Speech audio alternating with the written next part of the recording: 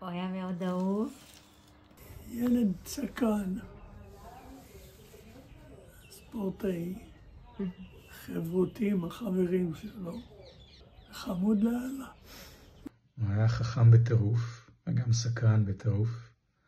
רביב מאוד תחרותי, והיה לו מאוד מאוד חשוב, והוא כזה היה חכם, אז הכל היה עם המון תחכום, זה לא משנה אם זה היה ברידג' או כדורסל או בדמינגטון, תמיד תחרות מאוד חזקה. הרשת הפנים החושבת. היה יכול בכל שלב, גם בלימודים, גם בברידג', גם בכדורסל, פתאום שם את הרשת פנים החושבת הזאת. אתה יודע שעכשיו הגלגלים עובדים ובסוף תצא החלטה טובה. חכם, ספורטאי על, ספורטאי מכונן. רביב היה שילוב של חנה'לה ואלישע, גם ספורטאי מצטיין, גם מתעניין בפיזיקה, גם חכם, בעל כושר התבטאות, יודע לכתוב, וגם איש טוב. בן אדם מיוחד, הוא היה איש צנוע מאוד, מלא חוש הומור, חכם. רביב היה קול, ממש, האח הגדול שלי, הוא היה הכי קול, קלאס באפס מאמץ. זה היה חלק ממנו, הוא הקרין משהו כזה של מנהיגות, של ראשוניות, של מרכז, משהו כזה. ולא ביהירות. לא, לגמרי לא ביהירות. איש משכמו ומעלה, אין בכלל ספק. ילד מאוד מעניין, ילד יצירתי, הייתה לו מנהיגות חברתית, יוזמה חברתית, ומאוד הערכתי אותו. מאוד תרם לגיבוש, לכל הפעילויות החברתיות שלנו. היו לו המון רעיונות, להליכות משותפות, הוא בנה כל מיני דברים. בתי בוץ, נראה לי רביב היה מהמתכננים. לרביב היו בעיות התעוררות. אני חושבת שאני ניסיתי איזה חודש להעיר אותו.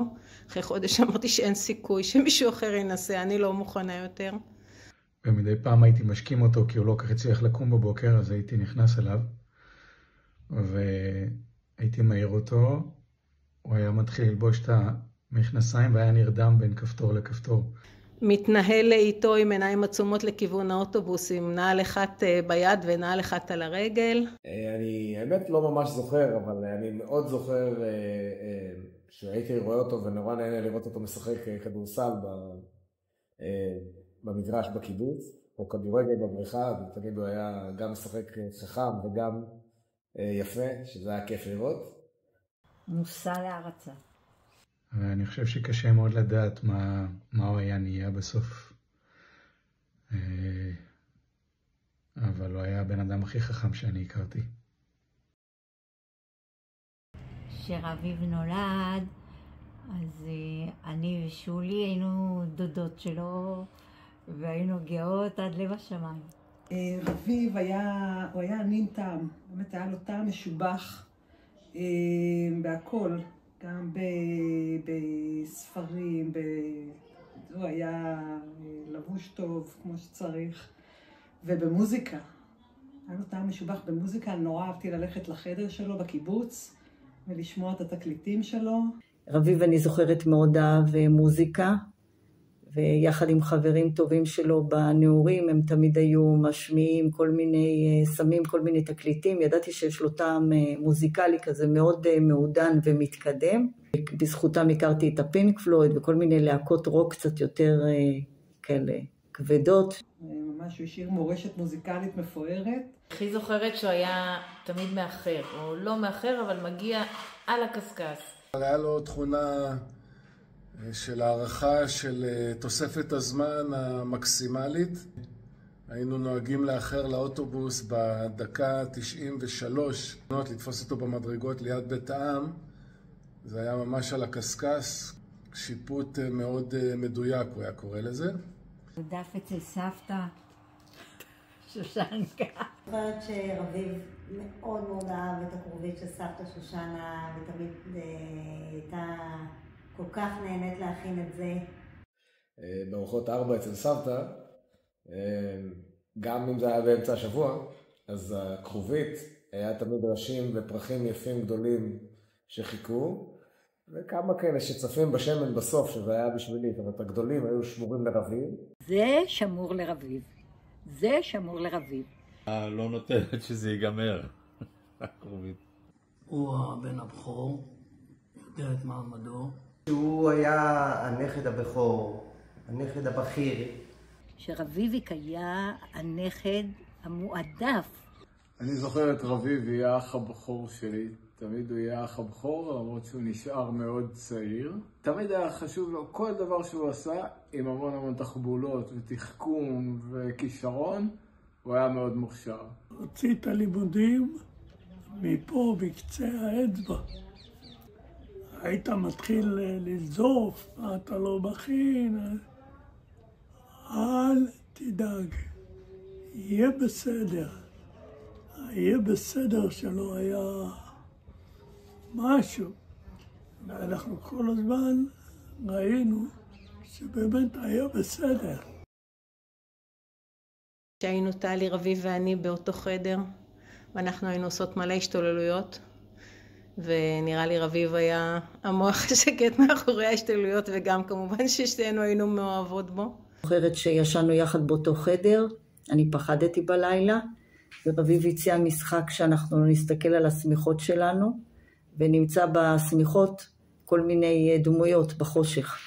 וככה הסתכלנו, וזה הפך למשחק שהיה לאיזושהי תקופה, ומאוד עזר לי להתגבר על הקשיים שלי להירדם בלילה.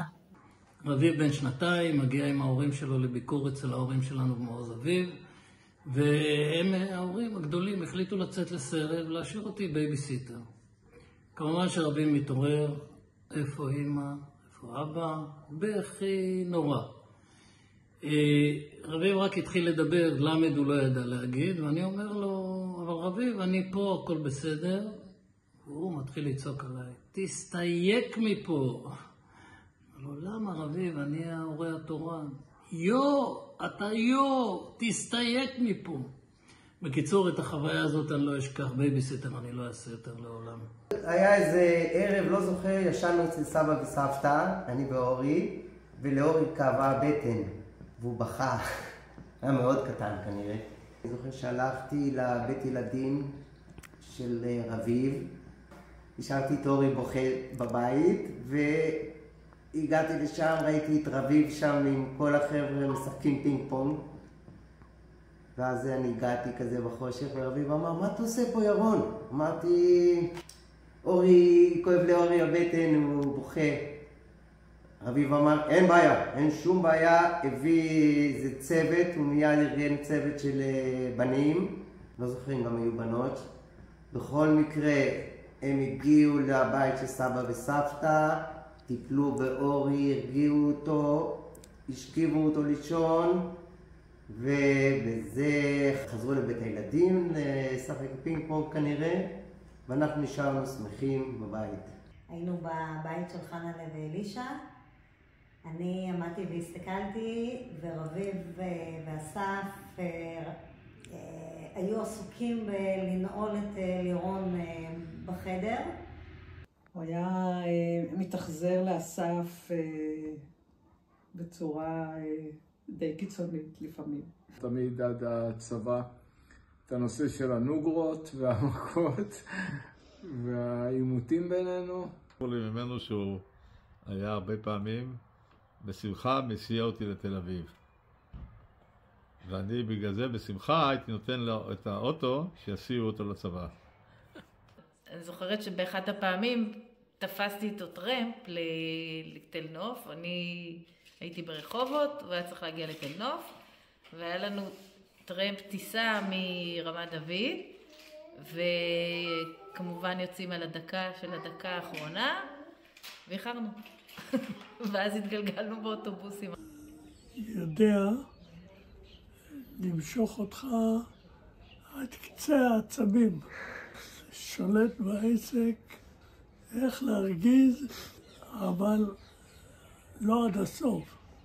היו לו קטעים, אכלו אז בחדר אוכל. אנחנו צועדים, סבא ואני צועדים מקדימה. 10 מטר. והוא משתרך אחרינו. בדרך פתאום היה נתקל. אבא, תבוא לפה. מיילל. אנחנו נעמדים, עוצרים, רביבים. בוא, אנחנו עולים לחדר אוכל. לא, אתם תבואו אליי. לא היה מוותר.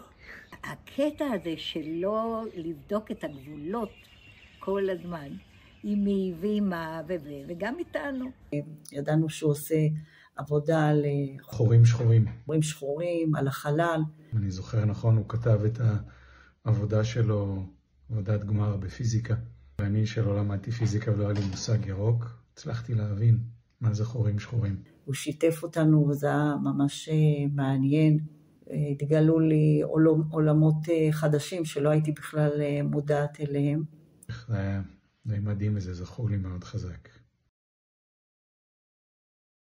בכיתה ז' עשינו הצגה של הנסיך הקטן, ורביב היה השואל. אני חושבת שזה תפקיד שמאוד התאים לו.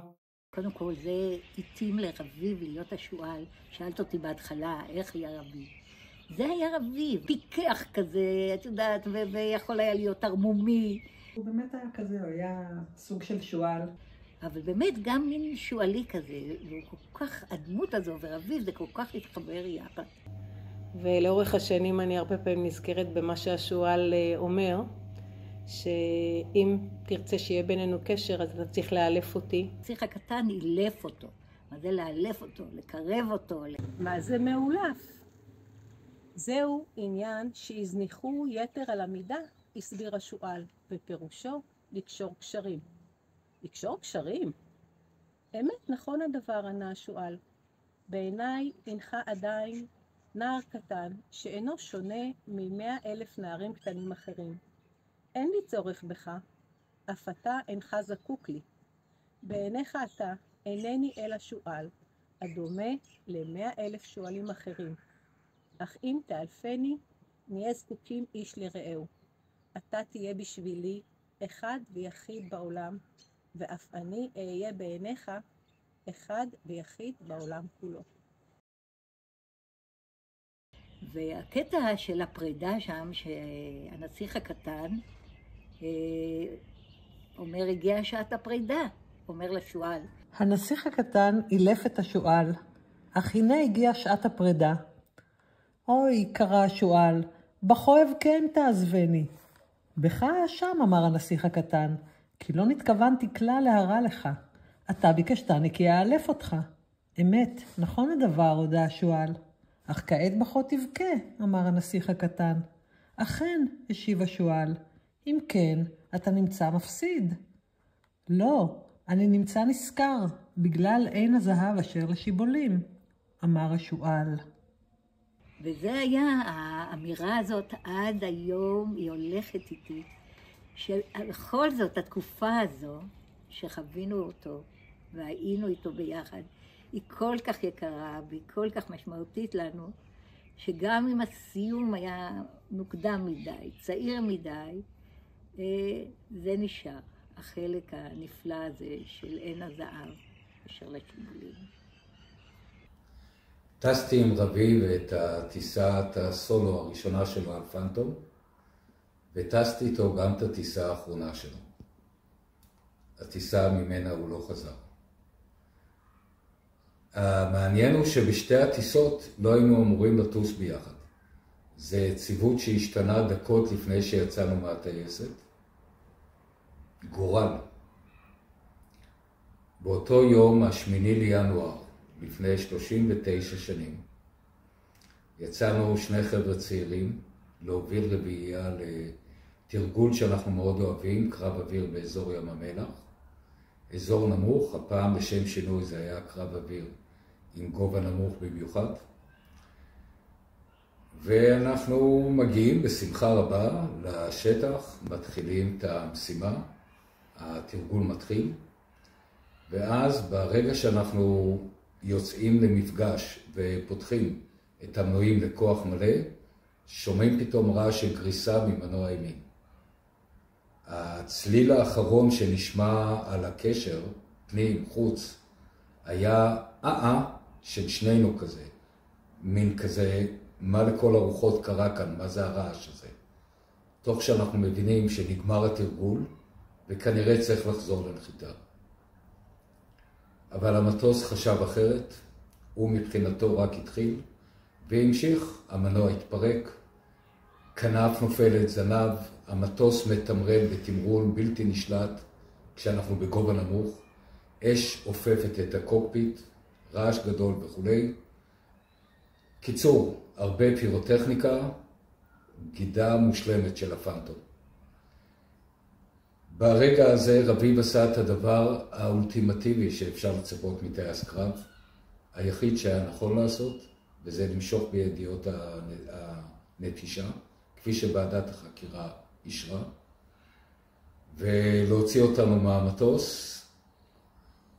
הבעיה שמשהו קרה שם, והכיסא שלו לא נפלט, והוא נשאר בתוך הקוקפיט. 5 שניות, המטוס פוגע באדמה, אני יוצא שנייה לפני, כמה שניות על המצנח, נעמד על הקרקע, אין לי זמן לעכל את מה שקרה לנו, כי אני כבר מותקף על ידי אנשים עם המון רצון טוב, עשרות אנשים שהתחילו להקיף אותי, הרבה בדואים, וכמה נהגים שהיו על הכביש וראו את המחזה, ורוצים לעזור לי ולקחת אותי לערד לקופת חולים וכו'. אני מסביר להם שצריך להגיע מסוק, אבל מעבר לזה אני שואל אותם, אתם זיהיתם שזה פנטום, נכון? חלק מהקהל זיהה. ואז אני אומר להם, פנטום זה 2 אנשים, אחד עומד לפניכם, יש עוד מישהו שצריך לחפש אותו. ולמישהו הזה קוראים רביב, וכך נפתח מחזה סוריאליסטי של אותם עשרות שתיארתי, מסתובבים בשטח, צועקים רביב, ואנחנו מחפשים אותו. שכל החצי שעה הזאת אני משתוקק למצוא אותו, ולחבק אותו, ולהודות לו, ולהגיד לו, רביב, איך יצאנו מהדבר הזה? מהדבר הזה, זה מונח מכובס. עוברת כחצי שעה ומגיעים 2 מסוקים, אחד לוקח ומטפל בי, מפנה אותי לבית חולים, השני ממשיך לחפש את רביב. כשהגעתי לבית חולים, קיבלתי את הבשורה המרה, שהייתה לי קשה מאוד, שרביב נהרג. בתקופה הזו רביב ואני גרנו בתל אביב, בבית פרטי שהיה פעם גן ילדים, ובאותו בוקר אני הייתי בלימודים כרגיל. באמצע השיעור הרגשתי מאוד לא טוב. וזהו, באותו יום אחרי הצהריים, רגב הגיע אליי הביתה להודיע לי. אמר לי שדוברו בבית חולים, ואני הייתי בטוחה שגם רביב בבית חולים. וכאילו, אוקיי, אז בוא ניסע, מה המקסימום? הוא פצוע, אבל הוא בחיים. ורגב הסביר לי שלא ממש. וכשביקשתי קצת פרטים, אז הבנתי שהשעה שבה זה קרה, זה השעה שבה לא הרגשתי טוב. וכנראה שהיה לנו חיבור מאוד מאוד חזק של נשמות. אני עבדתי באותם ימים, שנת 86, עבדתי בתנועה שלנו, תנועת האיחוד, זה אז היה בריכוז המדור של העבודה הסוציאלית בתנועה הקיבוצית. ואני עובדת במשרד, יום רגיל, שאני בתל אביב ולא בבית. ולפתע, ממש כמו רם ביום בהיר, כמו שאומרים, נכנס איש במדים, איש גבר במדים, לימים נקרא, למדנו להכירו את רגב שלנו, וככה אני רואה עם פנים מאוד מאוד רציניות כאלה, והוא אומר לי, קרה לנו אסון נורא, רביב נהרג. וסיפר את סיפור המטוס והתאונה וכל מה שזה היה. וזה היה באמת רגע, זה פשוט את לא יודעת, לעמוד מול ידיעה כזו, זה היה משהו, שוק נוראי. הם באו ואמרו לי, אנחנו עכשיו לוקחים אותך לשדה דוב, אז היה עדיין פעיל שדה דוב, לטיסה לאיילת השחר, לבית שלכם, להודיע גם לאלישע. אז הגענו הביתה, ואני יורדת, ואנחנו נכנסים לבית. הייתי בבית. ונכנסים הביתה, וסבא עומד על יד הכיור, לא יודעת, רוחץ כלים או מכין משהו. אמא באה. הוא רואה אותי, אני נכנסת ראשונה, הוא אומר, מה את עושה פה? זה היה פליאה גדולה. אני בא עם איזה קצין מהחיל. ואז תכף הם באו אחריי, והודענו ככה. אני והם הודענו לסבא, לאבא. הייתה בשורה קשה. חוויה מאוד מאוד קשה. היה קשה. הייתי במשרד יום רביעי, 8/1/1986, הגעתי למשרד בערך בשעה 3 אחר הצהריים, המזכירה אומרת לי, בן אחיך הטייס מחכה לך בחדר.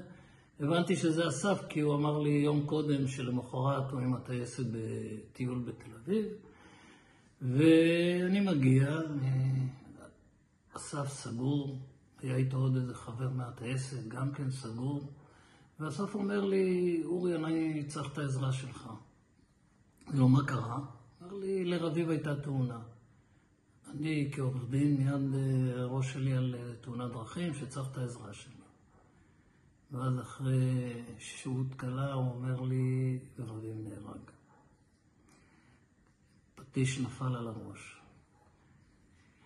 והוא הוסיף, ואבא עוד לא יודע. זה גם היה קשה לי מנשוא לחשוב שאלישע עוד לא יודע ואני כבר יודע שרביב נהרג. אני הייתי בפליט, בצבא, וזהו, ארז אמר לי בטלפון, וחיכיתי עד שהם יבואו לאסוף אותי. זה היה צפריר וארז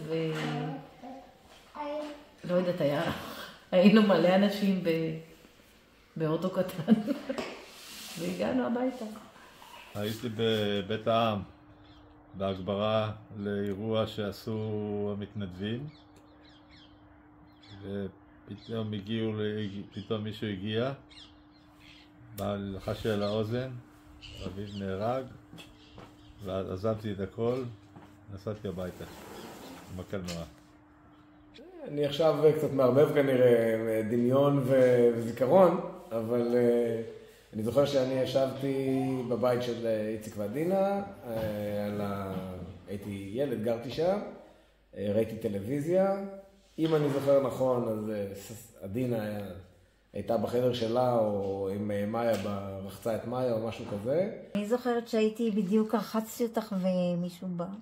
אבל אני זוכרת שאימא קילחה אותי, ואני זוכרת אותה כאילו עצבנית כזה, או אומרת כל הזמן אוף, וכאילו נראית כזאת עצבנית, או שמשהו קרה, ושנראה לי שאלתי אותה מה קרה, ואני לא זוכרת מה אמרה לי, אבל שכאילו הרגשתי שמשהו קורה. הייתי במקלחת ולא ידעתי חסרת אונים. הייתה דפיקה בדלת, נכנסו המזכיר, ונדמה לי איזשהו קצין העיר, או חייל, או משהו, חיילת, וחיפשו את אמא.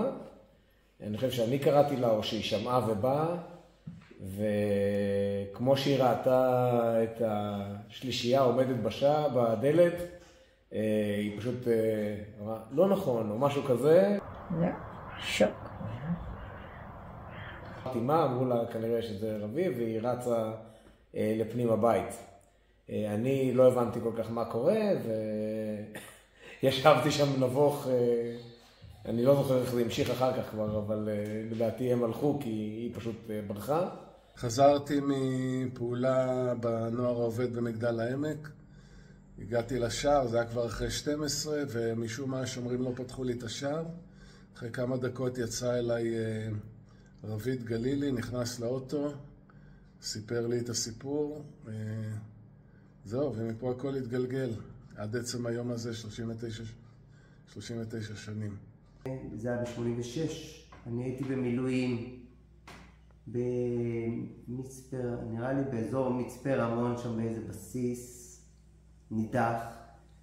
והגיע, פתאום קראו לי, אמרו לי שאבא שלי בטלפון. רצתי שם למקום איפה שהטלפון היה, ושם קיבלתי את הבשורה האיומה הזאת, שזה נתן לי מכה מאוד מאוד קשה. באותו לילה, זה היה בלילה, באותו לילה מיד יצאתי החוצה, נסעתי בטרמפים לקיבוץ, כל הדרך בכיתי שם באוטו, הם לא הבינו מה בטרמפ. לא הבינו מה עובר עליי בכלל, ולמחרת נסענו לאיילת.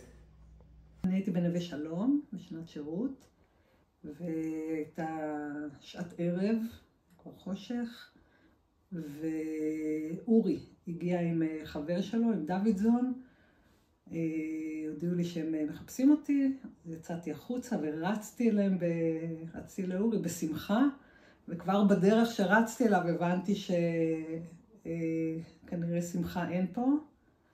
הוא ככה תפס אותי, החזיק אותי ואמר לי שאביו נהרג, וטוב שהוא החזיק אותי. כי זה ממש התחושה שהקרקע נשמטה מתחת לרגליים. שנורא חבל. ונראה לי שהפסדנו, והיינו יכולים נורא להרוויח, בוא נאמר ככה. בטח הילדים שלו היו הנכדים הכי גדולים, והיה יכול להיות כיף גדול. הייתי אומרת לו שאני מאוד מאוד מאוד אוהבת אותו, שמחה שהוא בן דוד שלנו, שהוא חלק מהמשפחה שלנו, ובטוח היינו מאוד נהנים מהחוש הומור ומכל מה שהוא. אם הייתי פוגש אותו היום, הייתי אומר לו שנורא התגעגעתי. הייתי אומר לו, למה אתה לא פה? הייתי מספרת לו על כל מה שהוא הפסיד, כל מה שבטח אנחנו הפסדנו, שהוא לא פה. וגם אומרת לו שהוא חסר. מה איתך? אולי הכל היה אחרת אם הוא היה בכם. מאוד מעסיק אותי השניות האחרונות שלו. אני המון חושבת על זה. אם הוא הספיק להתבאס, להבין שזהו, שהוא פשוט היה כל כך עסוק לעשות מה שצריך, ולא הספיק. מאוד מעסיק אותי, הייתי שואלת אותה על זה. ובכלל, מאוד חסר לי שהוא לא פה. לא, אוהב אותו ומאוד מתגעגע. הייתי אומר לו את מה שלא אמרתי לו אף פעם, שאין כמוהו, שאני רצתי אותו ושאהבתי אותו, שהתגאיתי בו מאוד. שיש הרבה עבודה לעשות, יש הרבה דברים לתקן וצריך להתחיל לתקן אותם. אם היית פוגש אותו עכשיו, מה היית אומר לו? הייתי בוכה. היית בוכה. כל מה שאנחנו מפסידים, שהוא איננו. כן. סופר לו מה החברים שלו עושים, מה קורה איתם, כמה הוא חסר לנו. שהתקופה הזו שהייתה לנו ביחד הייתה תקופה נפלאה. ואם לא אמרנו לך את זה כל החיים, שאנחנו אוהבים אותך אהבה ענקית. ועד היום, אחרי הפרידה, אנחנו שומרים ומשמרים את הזיכרון שלך איתנו. ואנחנו מאוד מאוד אוהבים לדבר עליך ולספר עליך. לשתף אחרים בסיפור שלך. תודה.